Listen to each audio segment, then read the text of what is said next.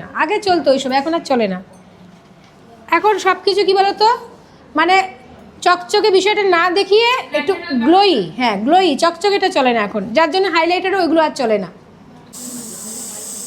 ডাকছিলাম, কোথায় গেছিলে? দাঁড়াও, এটা একটু করে নিই তারপরে। তাহলে এখানে ব্যাক কমিং করতে হবে। ওর মুখটা লম্বা তো, ভলিউম দিলে ভালো লাগবে না বলে আমি দিলাম না। হ্যাঁ, এই যে আমরা যেরকম ব্রাইডাল দেখেছিলাম না, রুটে ব্যাক কমিং করে করে গেলে, এটা দিকটাকে নেব। এটা দিয়ে ভালো লাগছে? টিকলি দিলে আগেই দিতে হতো।